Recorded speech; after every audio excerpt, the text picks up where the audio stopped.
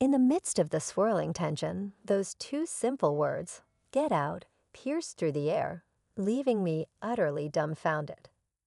The source of this command was none other than my eldest son's wife. The echoes of a similar expulsion I had faced when leaving my parents' home many years ago reverberated in my mind. A sudden surge of anger welled up within me at the thought of being driven out of yet another home.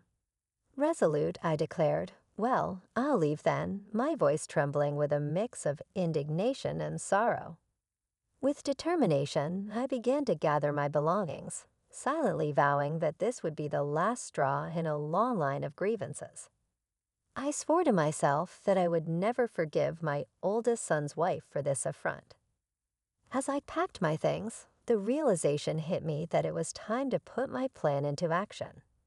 Jessica, my daughter-in-law, had pushed me to this point, and I couldn't let her behavior go unaddressed. But before delving into the present, allow me to introduce myself. I am Sandra Clark, on the cusp of turning 61 this year. While technically retired, I consider myself fortunate to still be engaged in work, albeit not in the traditional sense. These days, I work mostly from the comfort of my home, occasionally dropping into the office for meetings. The modern work landscape has evolved, and remote work is now the norm.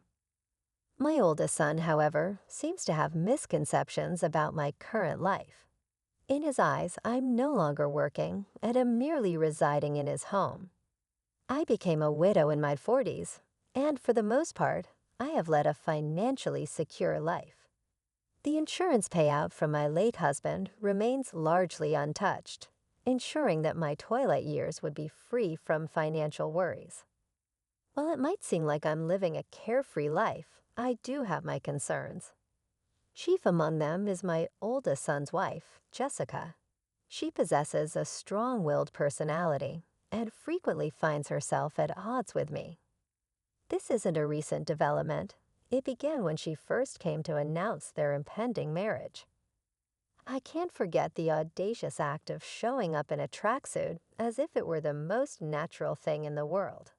She claimed she wanted me to see her without any pretense, but I couldn't help but see it as a breach of common sense and decorum, to put it mildly.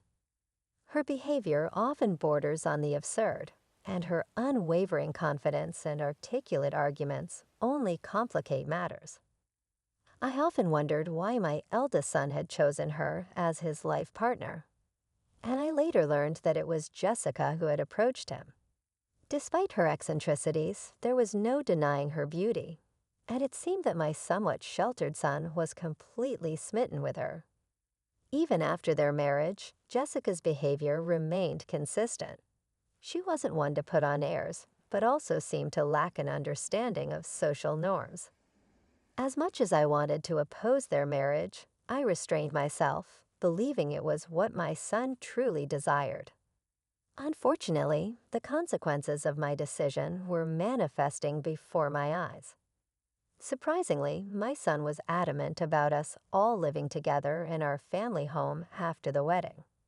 I had initially expected Jessica to oppose this arrangement, but to my surprise, she was in favor of it. It didn't take long for the reasons behind her preference to become clear. After we started living together, Jessica seemed to have completely abdicated her responsibilities when it came to household chores, leaving me to bear the entire burden. From cleaning to laundry and meal preparation, she entrusted all these tasks to me. What baffled me even more was that she was a full-time housewife who had willingly quit her job at the time of our marriage. While I didn't have to commute to work daily, I still had a remote job that demanded a substantial portion of my time, leaving me with even less free time than her. As I diligently faced my computer screen to fulfill my job responsibilities, Jessica would often make belittling comments, insinuating that I was merely playing around. At first, I brushed off her remarks with a laugh, deeming it too troublesome to engage in an argument every time. However, as time passed, it became increasingly irksome to endure her constant undermining. One day, unable to bear the imbalance in her household duties any longer, I decided to approach Jessica with a simple request. I asked if she could lend a hand with the cleaning, considering the ample free time she appeared to have. At that moment, she was oddly engrossed in a TV drama, and her reaction was far from positive. With a deeply disgusted expression, she sighed dramatically and retorted, "The reason I don't involve myself in housework is for your sake, dear. Why can't you understand? It's disheartening that you can't appreciate my thoughtfulness." In a rather peculiar turn of logic, she justified her refusal to contribute to household chores by claiming that doing so would deprive me of my sole job. According to her, this would lead to a sedentary lifestyle for me, which she argued was unhealthy. Moreover, she expressed concerns about the potential development of dementia due to a lack of mental stimulation. In other words, Jessica believed that allowing me to handle all the housework was somehow in my best interest.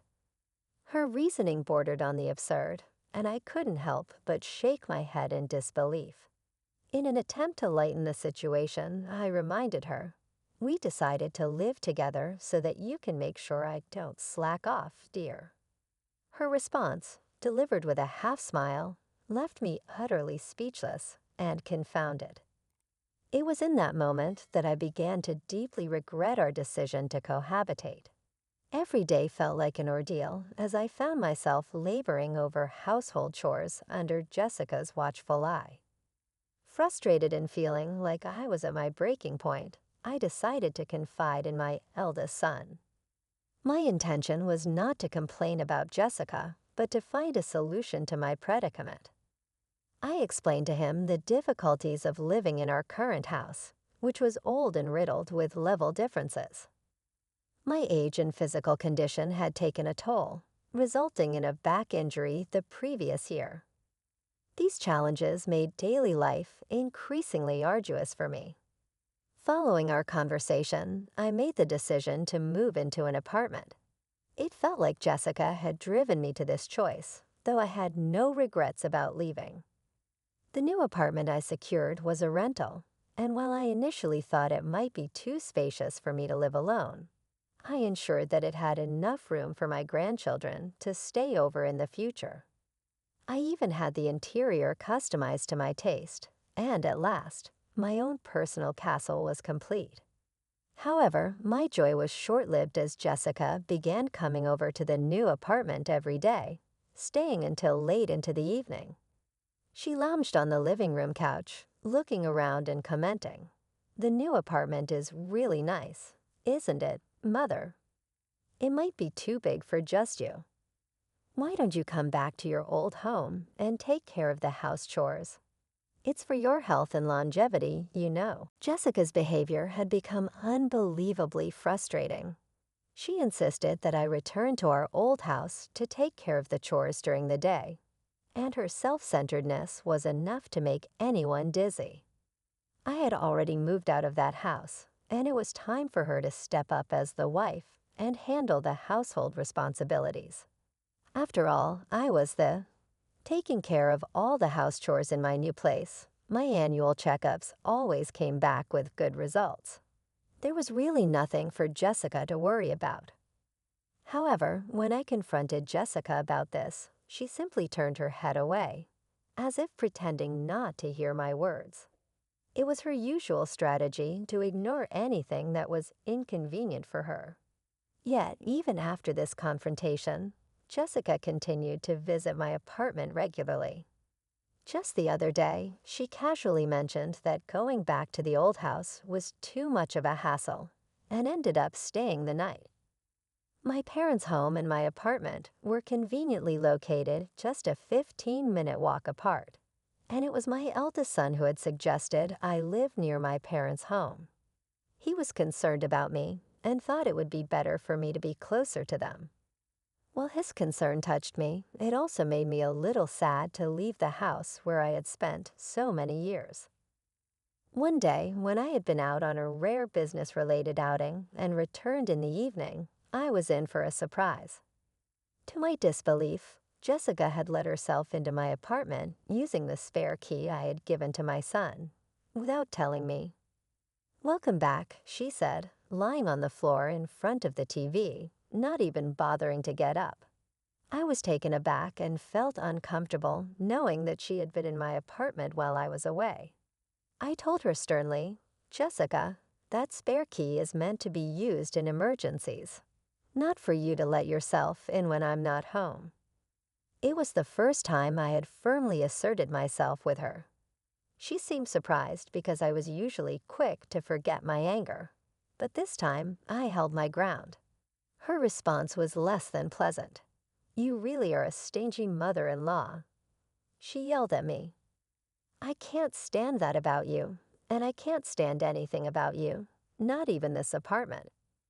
We're a family, so you should leave." She tried to usher me out the front door. It became clear that Jessica couldn't stand the thought of me living in this apartment. She was upset that her family was living in the old house while I occupied this place.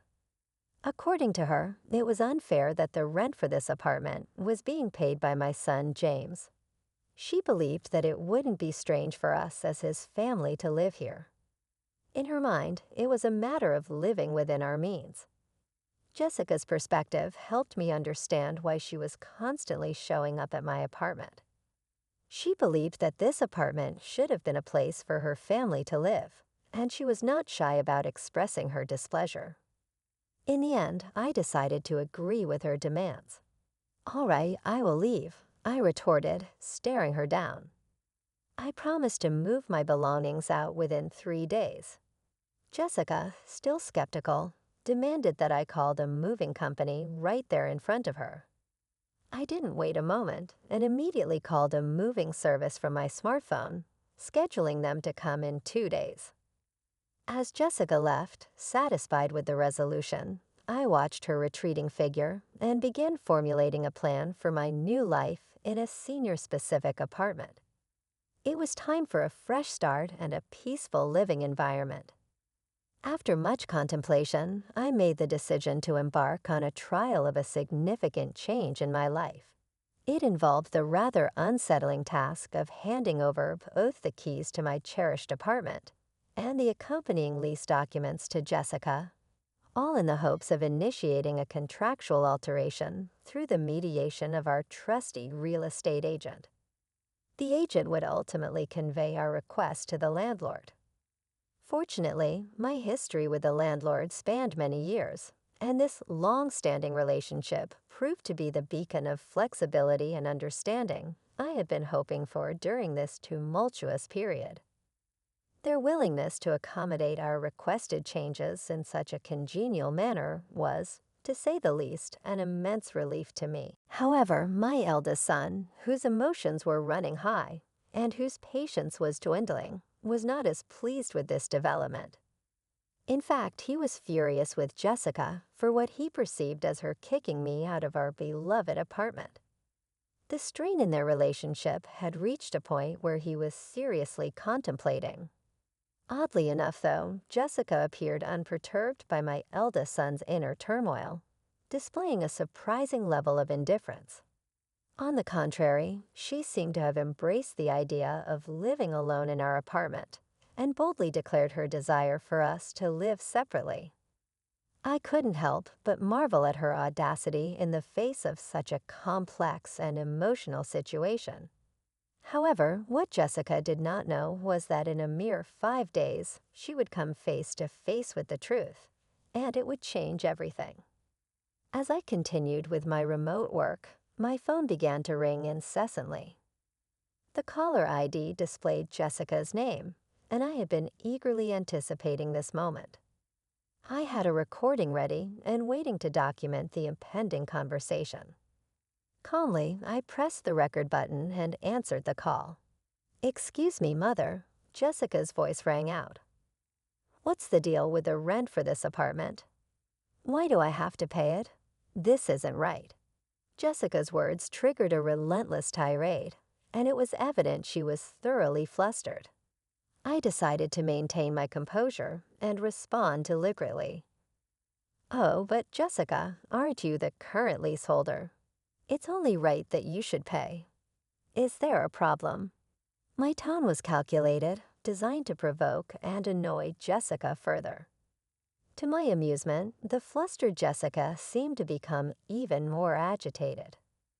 But didn't James use to pay the rent here? We're not even divorced yet, so shouldn't James pay it? She retorted. At this point, it was clear Jessica was desperately trying to shift the financial responsibility onto my eldest son's shoulders. In reality, there had never been a time when my son contributed to the rent. In fact, I had been discreetly providing him with financial support all along. Even after retiring from my job, I continued to work as a consultant for the same company and earned a substantial salary. Additionally, I had taken on advisory roles in the industry, offering my expertise and earning a respectable income based on my well-established reputation. It was safe to say that my earnings far surpassed those of my eldest son. While I had kept my financial support a well-guarded secret, it was time for the truth to come to light. So, Jessica, it's a misunderstanding on your part, I calmly explained. Originally, I was the one paying the rent for that place. I didn't make James pay a dime. The revelation left Jessica in a state of shock, her grand plans of independent living in our new apartment crumbling before her eyes. She managed to utter a few more words before abruptly ending the call. Immediately, I contacted my eldest son and allowed him to listen to the recorded conversation. His exhaustion from repaying Jessica's mounting debts was palpable, and I understood the burden he was carrying as a parent. It was only natural for me to extend a helping hand, even if others deemed me too lenient. My son responded softly, "I'll divorce her. I'm tired too." And with that admission, our journey toward addressing this challenging chapter in our lives began in earnest. Guided by a newfound sense of resolve and unity, I sat down with my son, sharing my intricate plan and providing him with a set of detailed instructions. It was crucial that he followed these steps to the letter, and I needed him to understand the gravity of the situation. My first request was for him to take a leave of absence from work, spanning approximately 3 days, starting from today. This would be the initial phase of our carefully orchestrated strategy. With a hushed tone and a stern look, I directed him to execute the most crucial aspect of the plan, the discreet removal of his essential belongings from the house. It was imperative that he accomplish this without alerting Jessica, his soon-to-be ex-wife, to our intentions. I emphasized the importance of keeping this operation under the radar, ensuring that no large moving trucks or suspicious activities would draw her attention, potentially causing complications. My instructions also included a specific timeline. I advised my son to gradually move his possessions during the cover of nightfall. The destination for these crucial items was carefully chosen, a single-family home hidden from Jessica's knowledge.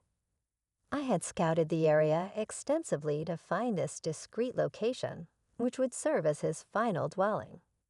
Our plan was designed to unfold discreetly, shrouded in secrecy, with each step executed meticulously to minimize any potential hiccups or interruptions. 3 days later, we would put our strategy to the test. Then, as anticipated, the phone rang once more, and the caller ID displayed Jessica's name. This time, her voice was laden with an even greater sense of urgency and agitation. Curiously, I greeted her. Maintaining an intentionally relaxed and composed tone, it was clear that Jessica was on the verge of panic. Her distress was palpable, and her words tumbled out in a rush. "Mother, our house is up for sale, and I received a call from my parents. They informed me that my belongings have arrived at their house. What does this mean?" It became apparent that my eldest son had followed through with my instructions precisely. He had relocated Jessica's possessions to her parents' house and listed the house they once shared for sale, leaving it empty. The landlord had promptly issued an ultimatum, stating that if the rent remained unpaid, Jessica would need to vacate the premises. The situation had escalated quickly, and Jessica was now in a state of near hysteria. With a sense of finality in my voice, I responded, "Jessica, there are a few things I want to correct." The time had come to address all the pent-up frustration and grievances that had accumulated over time. "Firstly, I am no longer your mother-in-law," I asserted firmly. "Yesterday, James filed for divorce, as you signed the papers, didn't you?" The divorce had been a long time coming, primarily because of Jessica's habit of using divorce as a weapon to manipulate my eldest son. I explained that my son had signed the divorce papers and officially submitted them to the city office.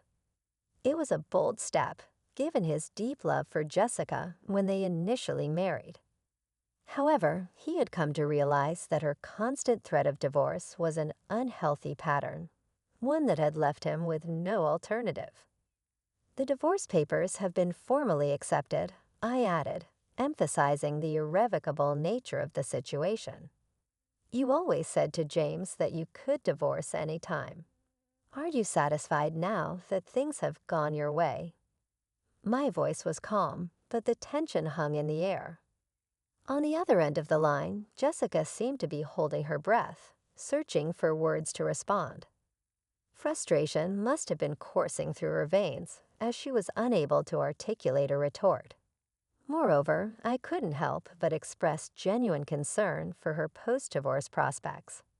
I pointed out the practical challenges she would face, including her financial situation and the costs associated with relocation. "How did you even manage to pay this amount?" I inquired, genuinely surprised. Jessica's frustration was no longer concealed. It erupted into a tirade of anger and curses directed at me. In that moment, it was clear that our carefully orchestrated plan had unfolded precisely as intended, though the repercussions were unfolding in ways that no one could have predicted. She spoke of her union with my son in a manner that was nothing short of confounding. According to her, the marriage was a consequence of her late husband's inheritance, which she asserted was now under her stewardship.